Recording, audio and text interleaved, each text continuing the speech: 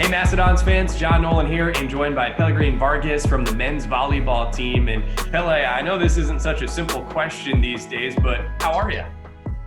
Good. I guess holding up to all the situation, knowing that we're all in the same boat, and trying to keep up, finishing my bachelor's degree, trying to see what's going to happen next year and looking forward to that.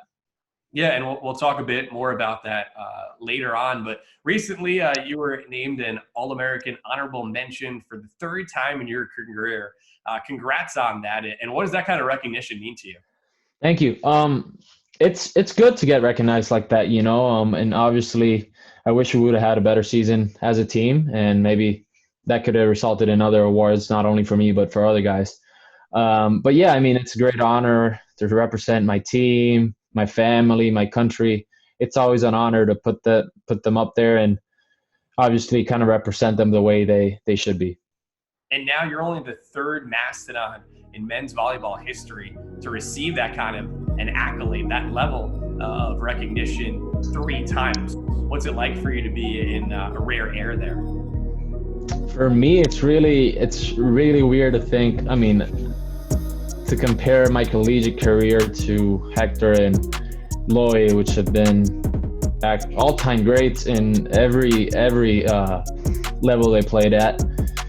So for me, at least, to have some kind of comparison to them, or be in the conversation, at least, it's awesome to be in the same conversation with them. And I know you take a lot of pride in representing where you're from in Puerto Rico. And before this season came to a premature end, you had the unique experience of getting to compete with your team on a spring break trip in Puerto Rico. What was that like for you? Oh, that was amazing. Obviously, I wish our season wouldn't have ended after that, but it was one of the greatest experiences of my life. I hadn't played in Puerto Rico, I'd say, since 2016 or something like that. And then just having a chance to see all my family, my friends, the kids that my dad teaches volleyball, they were all there supporting me. They want to take photos after. It was just great. All the people that take a minute to message you every time you win a game or something. Hey, we were watching last night. They were there, and they got the chance to see us. That was great. That was great. And I suppose things in a way came full circle for you if you say there were young kids who wanted to take a photo with you because did I see correctly that way back when you were a little kid in Puerto Rico, when a Mastodons team came to play and you had a chance to see the Dons well before you knew what the future would hold for yourself? Yeah, now that you say kids and games, it's crazy. There's a photo on our Mastodon site of me when I was like 8 years old, 9 years old, with Hector Soto, which is one of the guys that has been a three-time All-American. And now us talking about our relationship is amazing. It's crazy how life works and how everything changes. In the meantime, while there has been maybe more free time of late, have you reflected on all at what your Purdue Fort Wayne Mastodons men's volleyball career has been like, at least to this point, and what it means to you? Oh, it means a lot. It's been 4 years of things that I never imagined. First of all, that I could accomplish, all the things that I've learned. I came into Purdue Fort Wayne really not knowing what to expect. I wasn't recruited by many universities, and I was given the chance here at Purdue Fort Wayne to do my thing, and I was given all the resources to do it. And fortunately, I was mature enough to use them to my best, try to make the best out of them. So these 4 or 5 years, whatever it's going to be, they're going to be unforgettable. They're going to be amazing moments. That Purdue Fort Wayne, lessons that I will share for the rest of my life. Very well said. And on a lighter note, quarantine has also perhaps offered some boredom, but that can spark creativity too. And I know you and your girlfriend and Albrecht from the women's basketball team recently put out a pretty hilarious TikTok video on social media. Take us behind the scenes. What was that experience like? So they have I think they meet like every day, every other day on Zoom.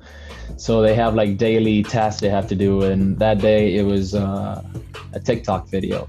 So they send it around, and then they ended up publishing it. But it was really funny because we were looking at those flip the switch challenges and stuff, and she's like, "Would you do it?" I'm like, I don't know. I was a little hesitant at first, but we ended up doing it.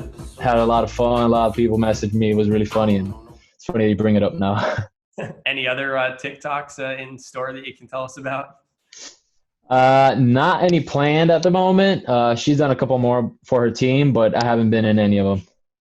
Okay, well, we'll still look forward to perhaps a sequel. And I do appreciate your sense of humor, especially for someone like yourself, who we said is at All-American status, first team All-League status, academic All-League, and rattling through some of the accolades for you. I don't want to overlook. I saw in your bio on GoMastodons.com that you also claim to be a fourth grade spelling bee champ.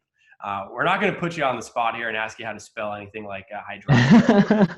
Tell us more about how you won that title years ago. Oh, it was funny. I think I was in fourth grade, and I remember a good friend of mine. She goes to MIT now, so that was kind of the highlight, you know. A good friend of mine. Who now is at MIT? She's at MIT now, so yeah. So I don't know. She probably messed up a word or something, and then took the chance, won, and it was really funny. I don't know. I don't even know how I got into spelling bee, honestly. It was in English too, so it was kind of different for us because I was still second, third grade, and when I first started, and I won that. I think I was at the office with Derek and Aaron, and I told them that, so they put it on the bio. Yeah, fantastic research by the Sports Information. They're amazing. Yeah. What was the word that you won the competition with? It was cabinet. Well, so very well done. I'll never forget that. Another highlight for you over your career, and I know you still have some homework assignments, probably a bit more challenging as you wrap up your academic career here at this point. So I don't want to take up too much more of your time, but do you have any message right now for Mastodons fans, and especially those who are essential workers during this challenging time? Yeah, for sure.